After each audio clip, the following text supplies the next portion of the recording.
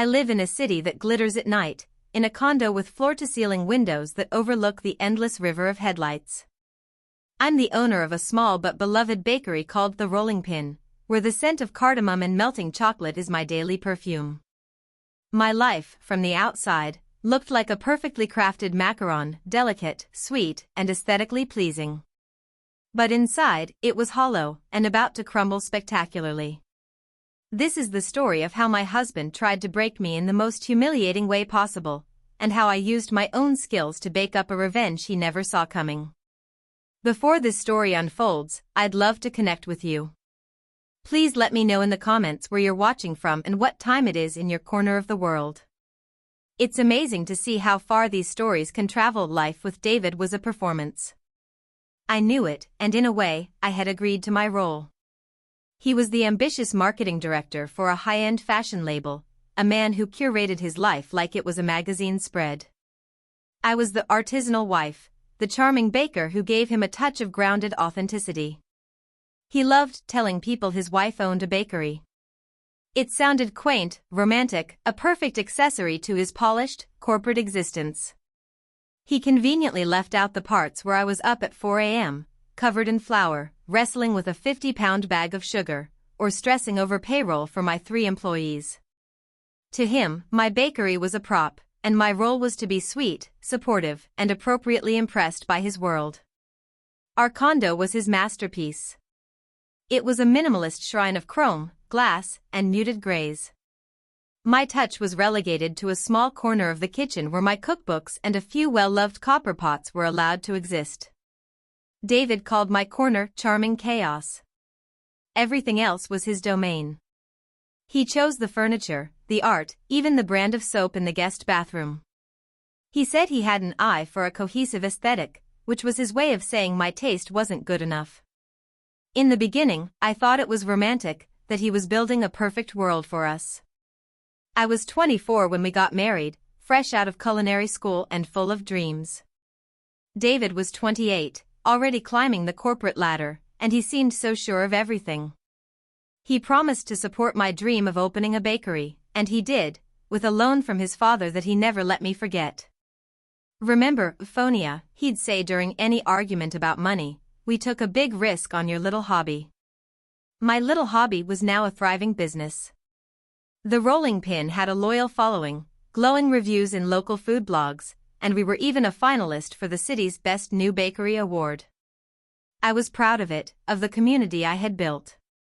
But the more successful the bakery became on its own terms, the less David seemed to like it. It was no longer just his charming investment, it was my success, my creation. He started making subtle digs. "Don't work too late, honey. You don't want to smell like yeast when I get home," he'd say with a smile that didn't reach his eyes. Or, "Are you sure you want to wear that apron? It's a bit rustic." The pressure to fit into his world was immense.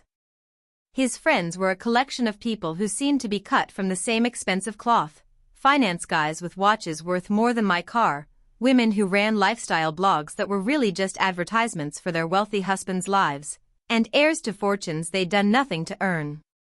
At their gatherings, I often felt like a curiosity. They'd ask me about my bakery with a tone of detached amusement, as if I were a child telling them about a lemonade stand. "Oh, that's just so adorable. You actually bake it all yourself?"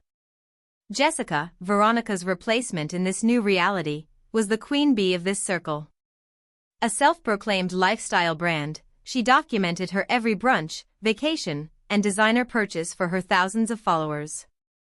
She had a particular talent for making me feel small with a single, perfectly crafted, backhanded compliment.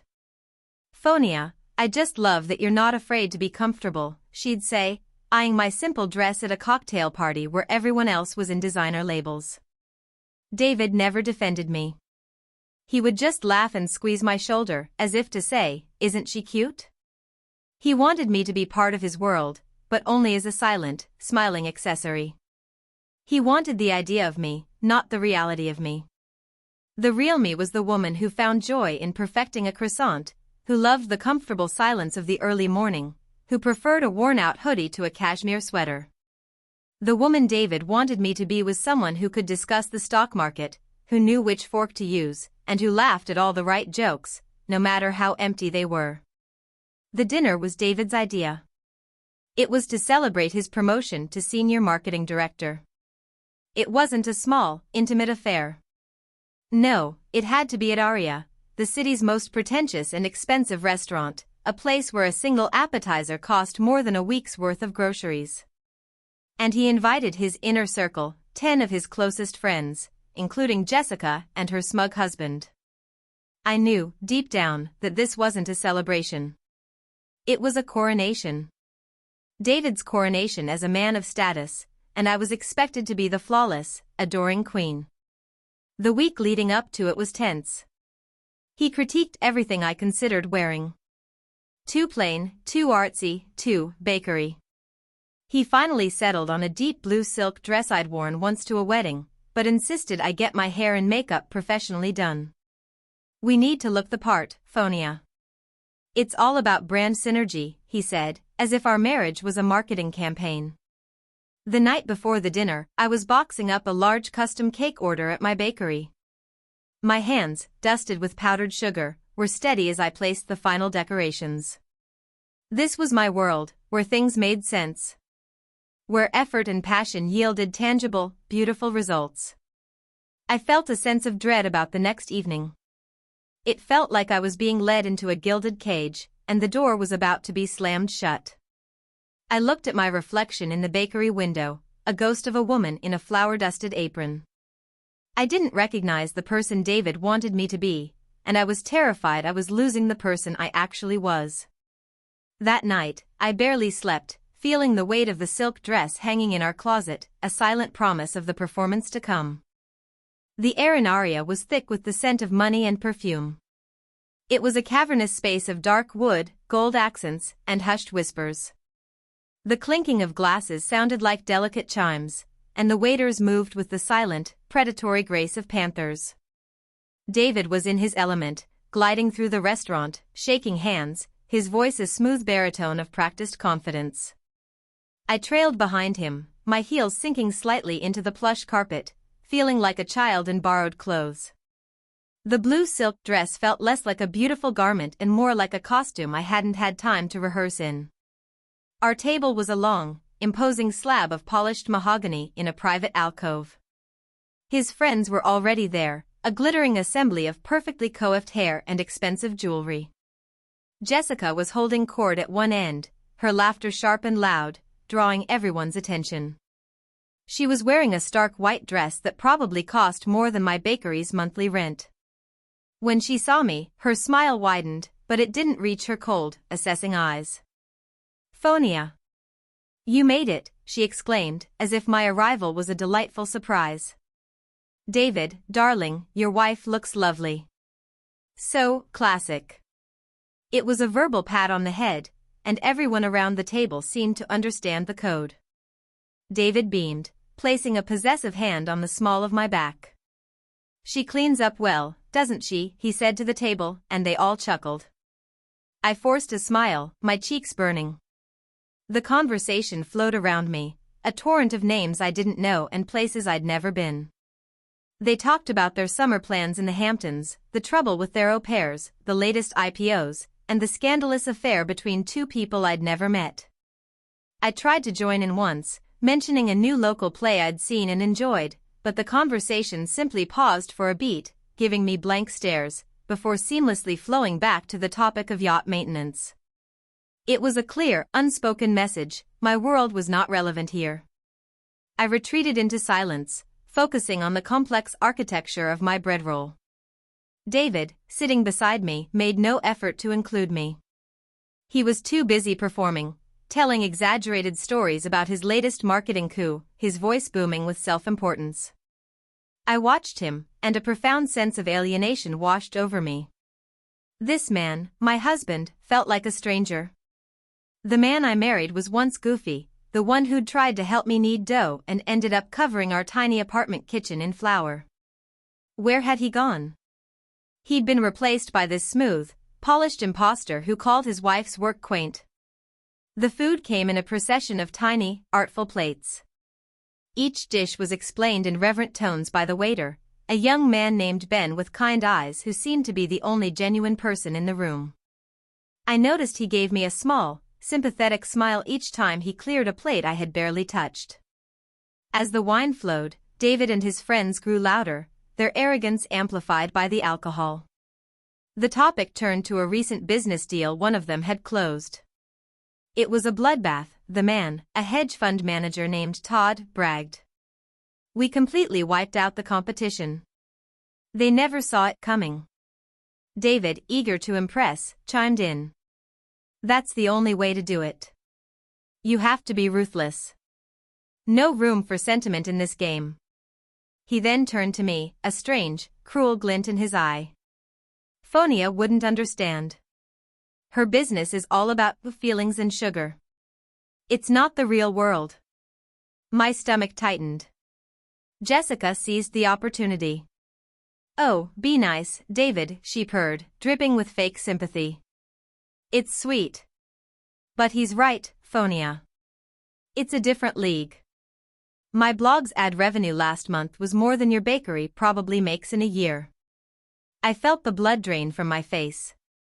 I could feel 10 pairs of eyes on me, watching, waiting for my reaction. I looked at David, pleading with my eyes for him to step in, to defend me, to be my husband. He just smirked, enjoying the show. He was testing me, pushing me, seeing if I could take the heat of his world. I couldn't. I finally found my voice, though it came out as a shaky whisper. That's not fair, Jessica.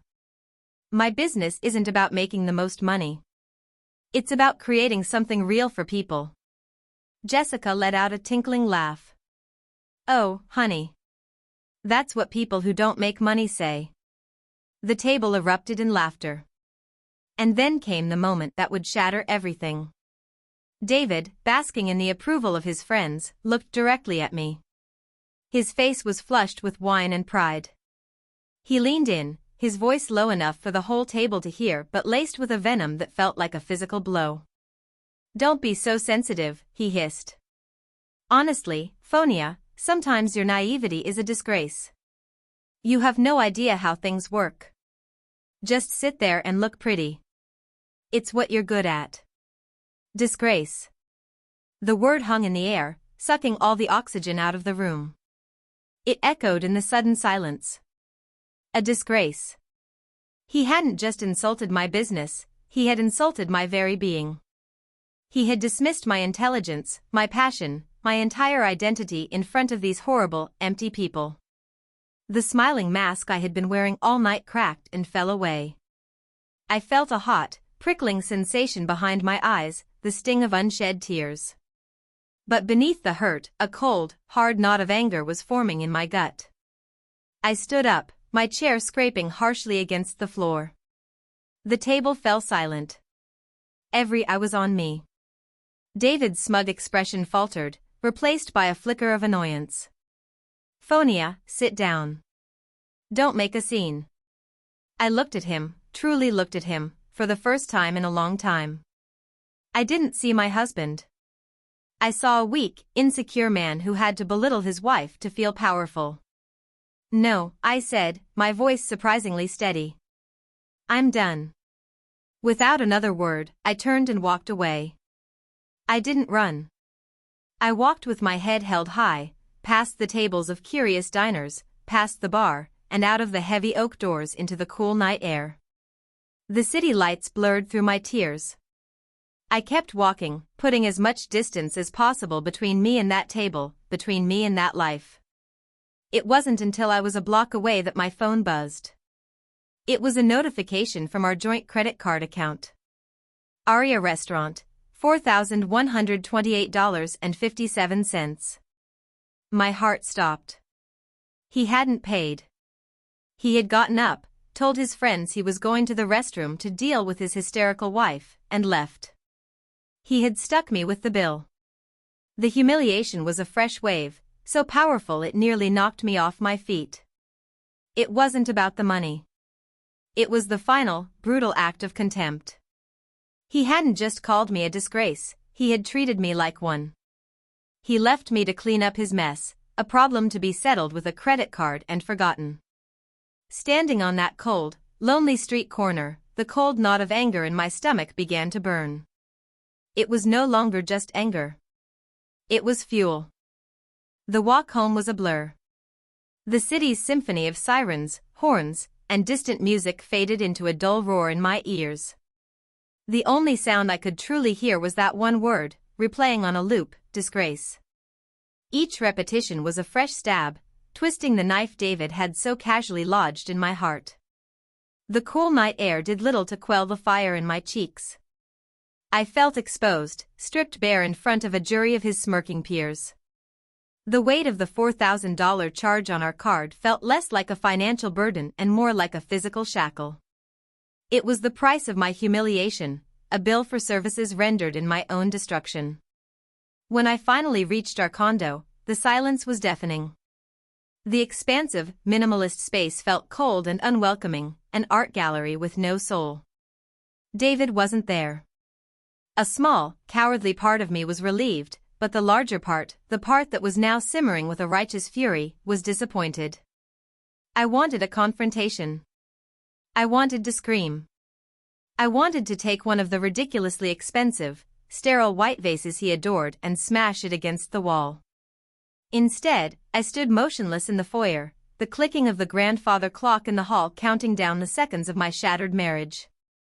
I kicked off my heels, the pain in my feet a dull echo of the pain in my chest. I walked into our bedroom and stripped off the blue silk dress, letting it fall to the floor in a crumpled heap. It felt tainted, a costume from the worst role I'd ever played. I pulled on my oldest, softest sweatpants and a worn-out t-shirt from my bakery. It smelled faintly of vanilla and cinnamon, the scent of my real life. It was like putting on a suit of armor. My phone buzzed again. This time it was a text from David. No apology.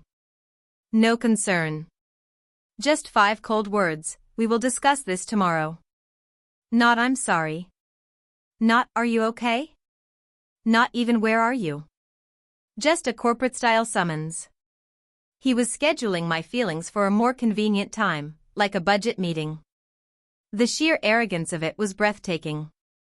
It was then that I knew, with absolute certainty, that this wasn't a fight we could recover from. This was a demolition.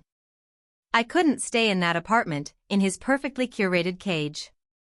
I grabbed my keys, my wallet, and my phone, and I walked out without a backward glance. I didn't know where I was going, but my car seemed to know the way, navigating the familiar streets to the one place I felt safe, my bakery. The rolling pin was dark and quiet when I let myself in. The air was cool and smelled of yeast and sugar, a comforting, familiar embrace. This was my sanctuary, the one place in the world that was entirely mine. I had built it from nothing, with my own 2 hands. Here, I wasn't a disgrace. I was a creator, a business owner, a boss. I walked past the gleaming display cases and into the large, open kitchen in the back. I flicked on a single low light over my main steel prep table. Then, I did the only thing I could think to do. I started to bake. I pulled out the industrial-sized mixer, the bags of flour, sugar, and butter. I didn't follow a recipe. I worked from instinct, my hands moving with a muscle memory that soothed my fractured mind. I measured, I mixed, I kneaded. With every push and fold of the dough, I worked through my anger. The rhythmic thud of the dough against the steel table was a counterpoint to the frantic beating of my heart. I kneaded out the humiliation from Jessica's sneer.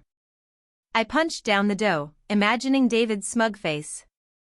I shaped loaves of brioche, my fingers expertly tucking and rolling, creating order out of the chaos of my emotions. Hours passed. The sun began to hint at its arrival, painting the dark sky with shades of gray and lavender. The ovens were on, filling the kitchen with a warm, life-affirming heat. The smell of baking bread filled every corner of the room. As I pulled the first golden brown loaves from the oven, my phone, which I'd left on the counter, buzzed insistently. It was my best friend, Chloe. I had texted her a frantic, garbled message hours ago. I ignored the call, but a moment later, a text came through. Phonia, I'm outside. Please let me in.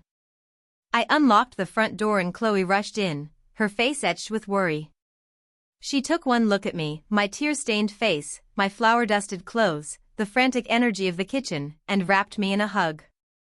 I finally let go, sobbing into her shoulder, the weeks of suppressed frustration and the raw pain of the evening pouring out of me. She listened patiently as I recounted the entire night, from the backhanded compliments to the final, soul-crushing insult. I told her about the bill, about David's text, about his utter lack of remorse. Chloe, a fiercely loyal graphic designer who had created my bakery's logo, listened with a thunderous expression on her face. That man, she said, her voice dangerously quiet when I was finished, is a monster. A narcissistic, emotionally stunted monster. She looked around the kitchen, at the dozens of perfect loaves of bread cooling on the racks. So this is what you do? You get betrayed and you create all this? I wiped my eyes with the back of my hand, leaving a streak of flour on my cheek. It's all I know how to do, I whispered. He thinks this place is a joke. A hobby. He called me a disgrace for it. He's the disgrace, Phonia, Chloe said firmly. He's threatened by this. Because you built this. It's real. His world is fake. It's all smoke and mirrors and overpriced dinners. This, she said, gesturing to the warm, fragrant kitchen, is substance. Her words were a balm to my wounded spirit. She was right. David's world was an illusion, propped up by money and status. My world was built on tangible things, flour, butter, sugar, hard work. People came to my bakery for a moment of genuine comfort and joy. What did people go to David for? A sales pitch. Chloe picked up one of the warm loaves of brioche. So, what are you going to do? I looked at her, the exhaustion of the night giving way to a new, unfamiliar feeling. It was a cold, clear-eyed resolve. The insult, the bill, the text, they weren't just attacks. They were a gift. They had shattered the gilded cage and set me free.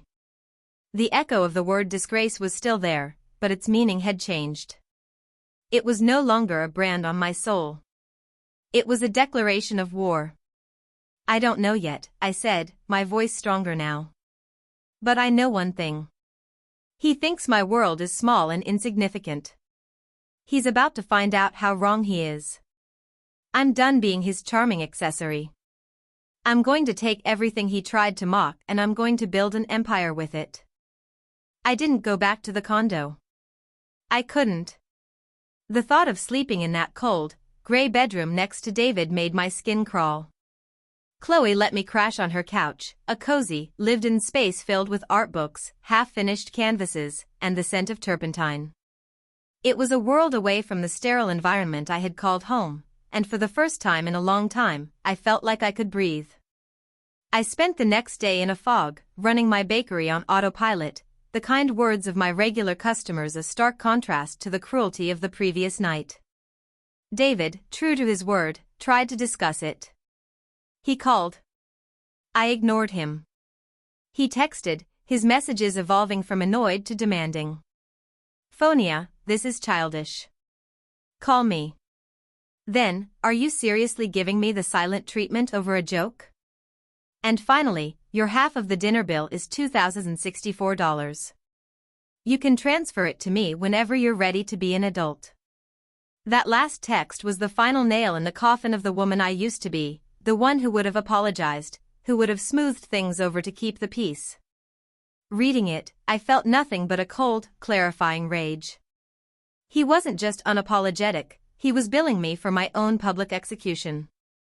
It was so transactional, so devoid of emotion, that it was almost comical. He truly believed this was a simple disagreement, a minor spat. He had no idea he had detonated a bomb in the middle of our lives. That evening, Chloe and I sat on her living room floor, surrounded by takeout containers and my bakery's financial ledgers, which I had brought over from the shop. Okay, she said, her laptop open. If you're going to do this, you need to be smart. You need to untangle yourself from him completely. First step, finances. As we started digging, the first cracks in David's perfect facade began to appear. We logged into our joint accounts, the ones David primarily managed. I had always trusted him with the big picture stuff, while I focused on the bakery's day-to-day finances. It was a foolish, naive mistake. The numbers didn't add up. There were significant credit card charges at hotels I'd never been to, expensive jewelry stores I'd never set foot in, and recurring payments to a consultant I'd never heard of. The amounts were staggering, hidden within pages of statements I had never bothered to scrutinize. "Who is Veridian Consulting?" Chloe asked, pointing to a monthly charge of $2,000 for the past 6 months. I had no idea. A quick search online revealed that Veridian Consulting was a shell. It had no website, no public presence, nothing. It was a ghost. But the address listed for the company was in a very upscale part of the city.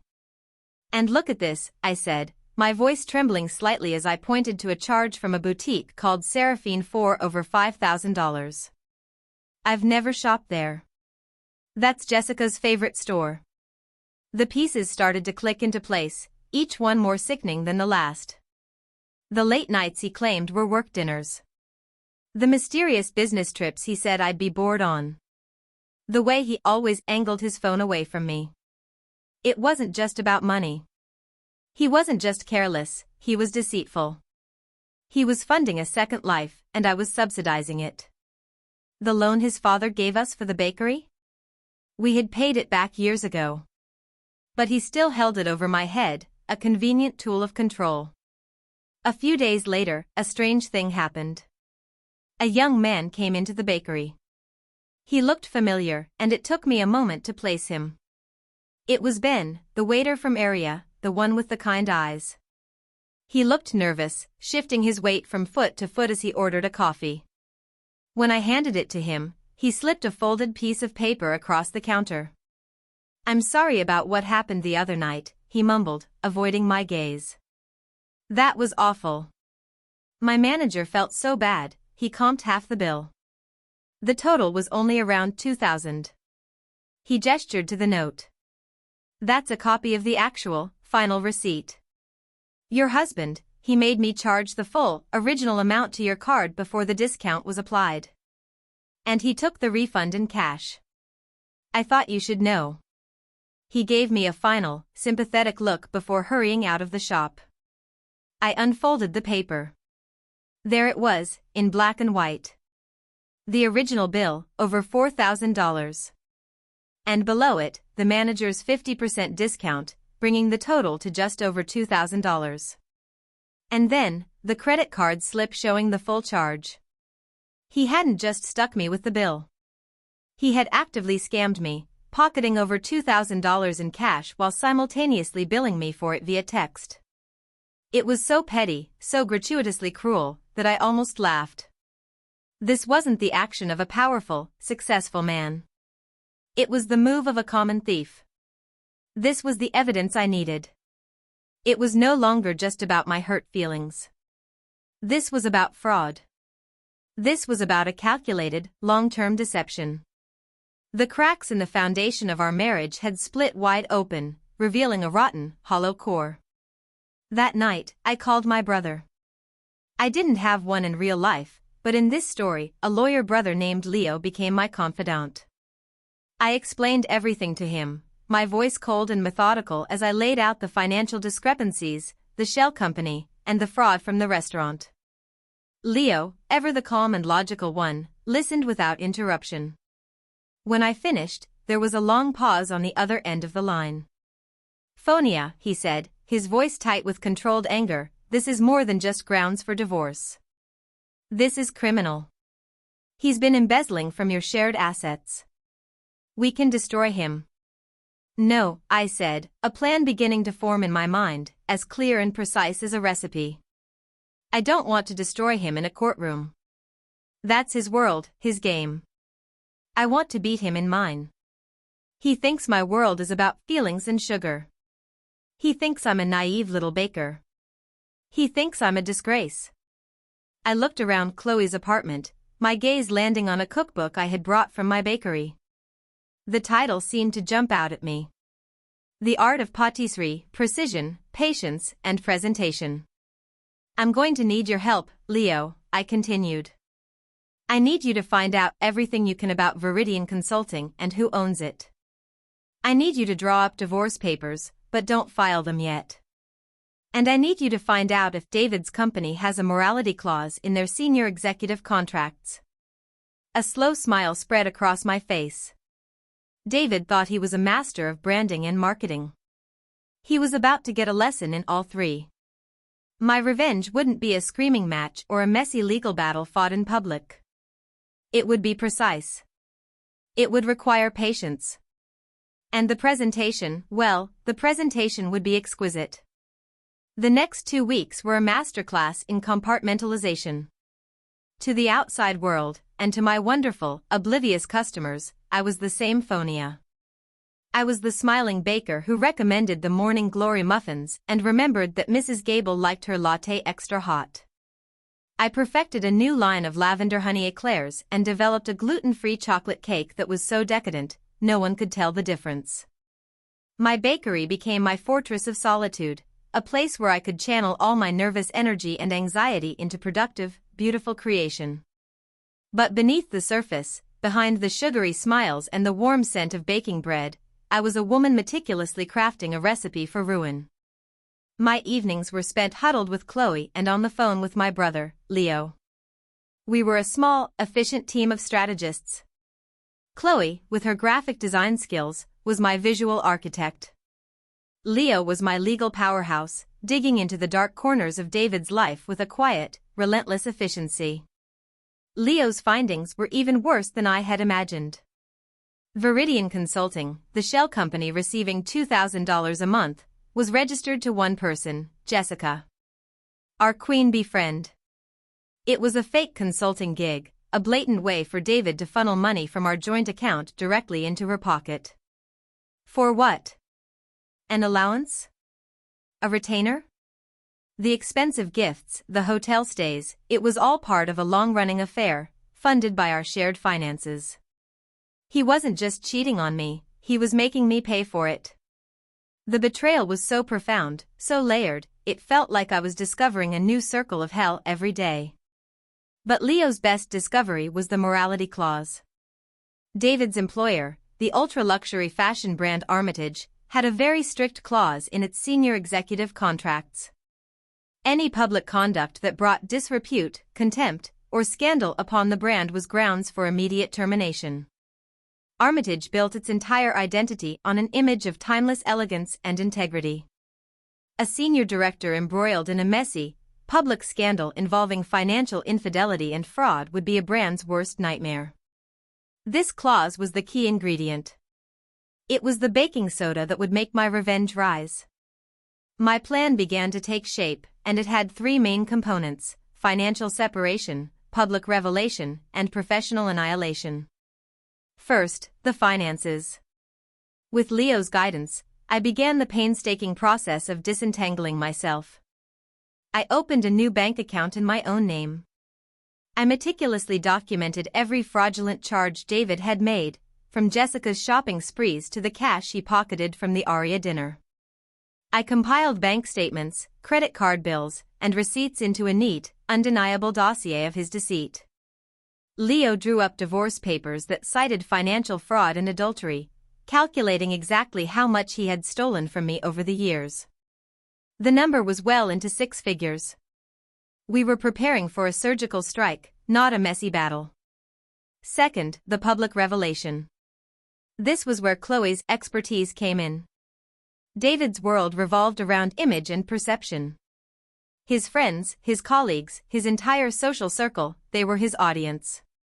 I needed to control the narrative. A screaming match would make me look hysterical, just as he'd claimed. A quiet divorce would allow him to spin the story however he wanted, painting me as the bitter, unsuccessful wife he had to leave behind. I needed something more theatrical. Something unforgettable.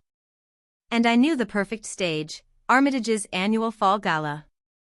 It was the biggest event of their corporate calendar, a lavish affair celebrating the launch of their new collection. David was on the planning committee. It was his baby, his chance to shine in front of the company's CEO and board of directors. He had been talking about it for months, obsessing over every detail. It was his coronation, part 2. And I was going to be the jester in the court. I started planning my own contribution to the gala. I called David, my voice sweet and conciliatory. I apologized for overreacting at the dinner. I told him he was right, that I was just emotional and didn't understand the pressure he was under. His relief was palpable. He was so convinced of his own superiority that he bought every word. "I'm glad you're finally seeing things clearly, Fonia," he said, his tone magnanimous, as if granting me a pardon. "I want to make it up to you," I said. "And to Armitage. I know how important this gala is. As a gesture of goodwill, I would like to offer my bakery services. I want to create a custom dessert table for the event. Free of charge, of course. My gift to you and the company." David was ecstatic. My little hobby was finally making itself useful, providing free, high-end catering for his most important night. He saw it as me falling back in line, accepting my role as a supporting character. He had no idea I was casting myself as the lead in a tragedy of his own making. The final 2 weeks before the gala were a blur of activity. During the day, I baked. At night, Chloe and I designed. We weren't just planning a dessert table, we were designing an art installation. The centerpiece was to be a magnificent, multi-tiered cake. A work of art.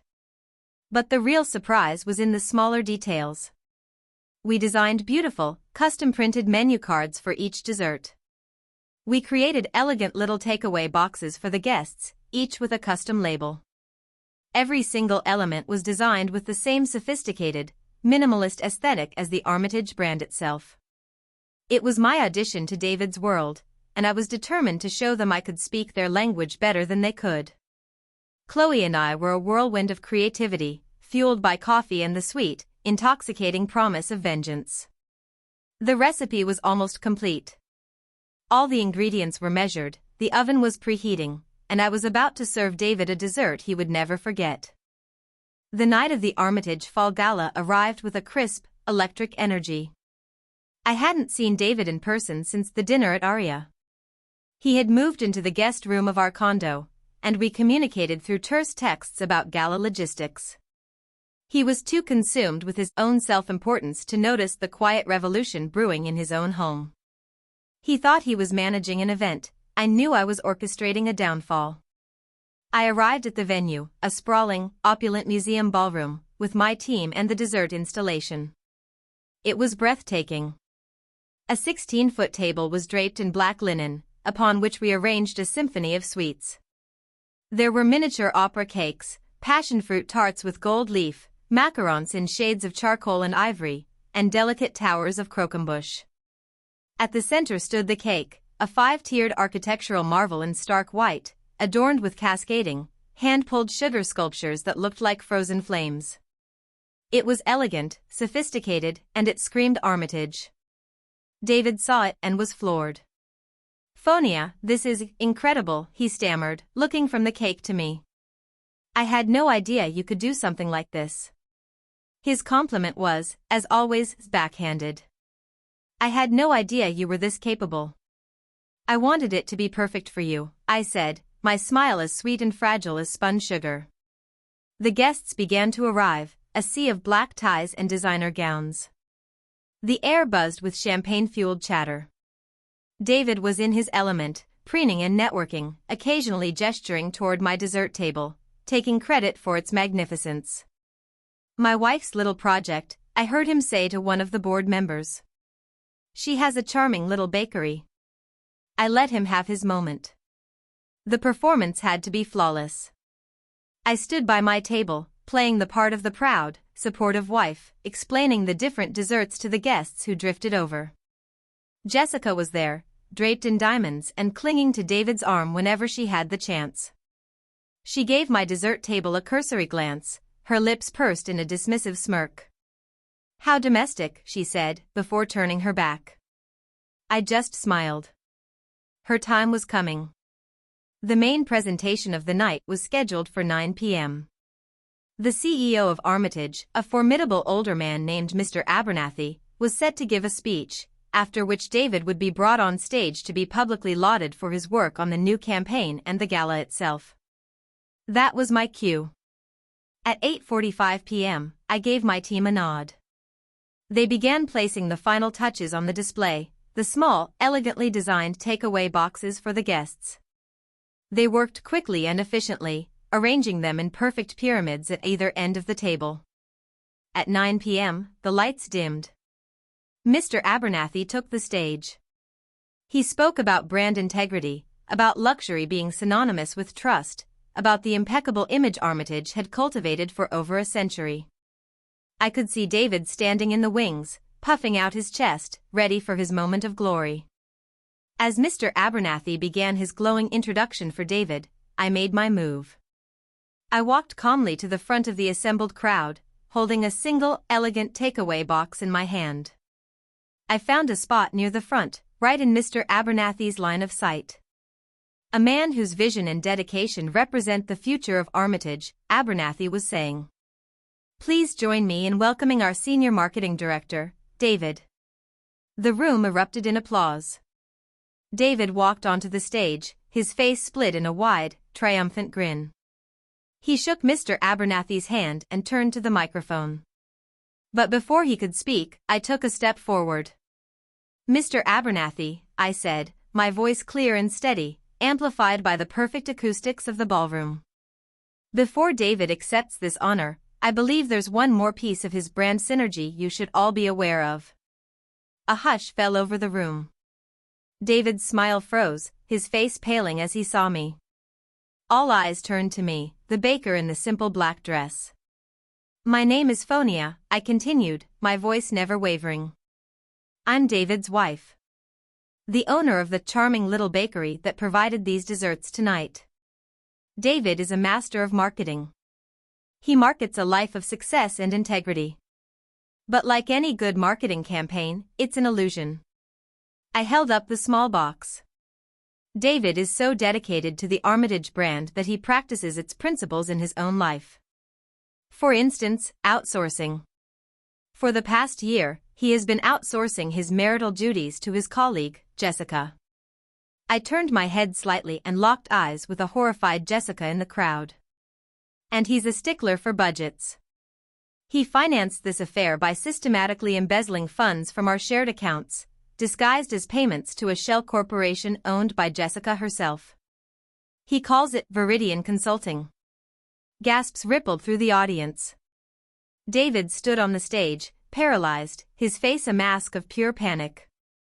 Mr. Abernathy looked from me to David, his expression hardening into stone. But his real genius, I said, my voice dripping with ice, is in brand promotion. He believes in making a statement. A few weeks ago, he made a statement by treating his friends to a $4,000 dinner, calling me a disgrace in front of them, and then leaving me with the bill. But here's the marketing twist. He then committed credit card fraud by pocketing a $2,000 cash refund from the restaurant while still demanding I pay the full amount. I opened the elegant box I was holding. It didn't contain a pastry. Inside, nestled on a bed of black velvet, was a copy of the fraudulent receipt from Uriah, a summary of the payments to Viridian Consulting, and a diamond necklace I had found tucked away in his briefcase, a gift I now knew was intended for Jessica. I believe in transparency, I announced to the silent, staring crowd. So, I've prepared a little something for everyone. In your takeaway boxes tonight, you won't just find a delicious macaron. You'll also find a complete, documented portfolio of David's extracurricular branding exercises. All the bank statements, the receipts, the proof of his affair and his fraud. My gift to you. A collective murmur swept the room as people started opening the boxes. The perfectly designed illusion of David's life shattered into a million pieces, right there on the stage, under the hot, unforgiving lights. David opened his mouth, but no sound came out.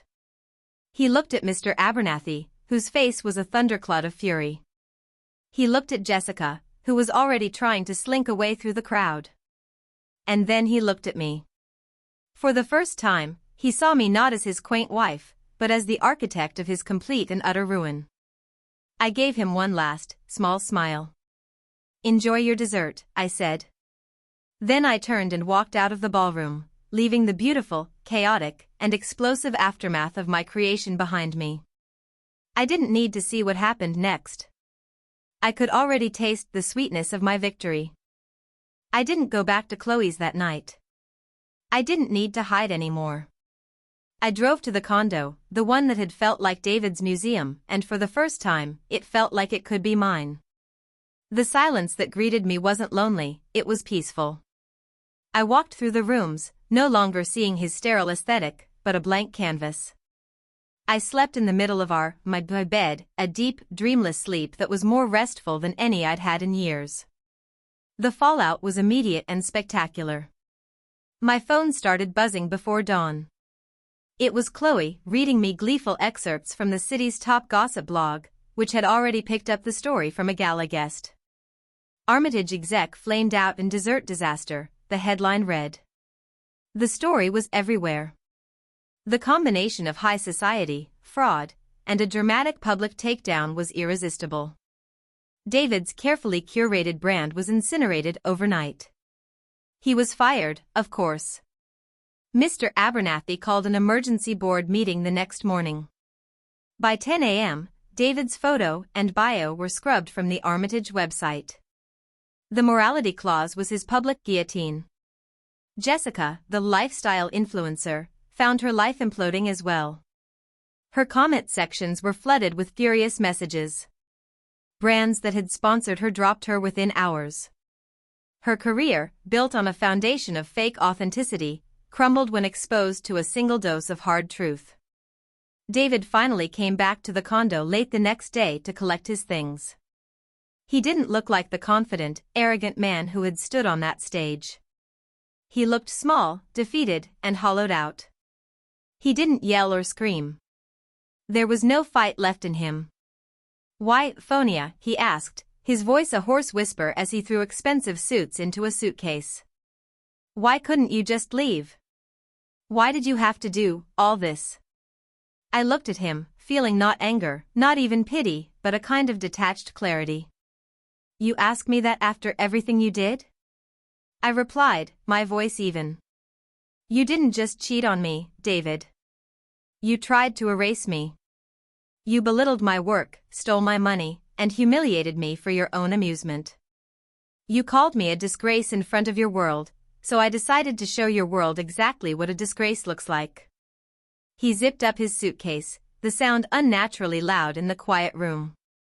"You've ruined me," he said, shaking his head. "No, David," I corrected him gently. "I didn't ruin you. I just baked a cake with the ingredients you gave me. You should know more than anyone, presentation is everything." He had no response to that. He walked out of the condo, and out of my life, without looking back. Leo served him the divorce papers the next day. Faced with the mountain of evidence I had, he didn't fight it. He signed everything, agreeing to pay back every cent he had stolen, his arrogance replaced by a desperate need to avoid criminal charges. The months that followed were a renaissance. I sold the cold, minimalist furniture in the condo and filled it with warm, comfortable pieces that I chose. I painted the gray walls a soft, creamy white. I filled the space with plants, with art from local artists Chloe introduced me to, with the scent of baking from my clothes when I came home. It became my home, a reflection of me. The story of the Armitage Gala turned my bakery into a local legend. The rolling pin was inundated with customers. People came not just for the pastries, but to support the woman who had stood up for herself with such creativity and precision.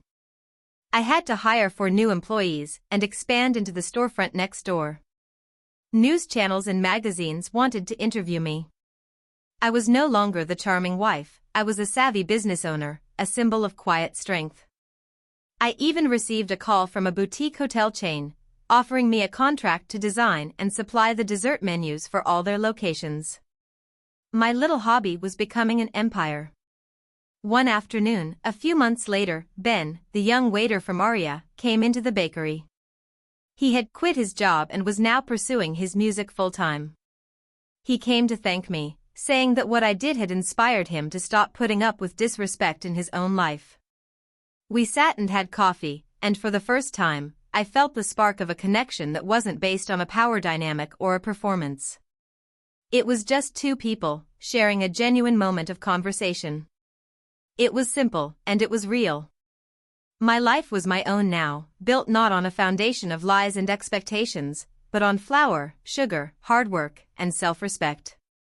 I had learned that the most satisfying recipes aren't the ones you follow, but the ones you create yourself.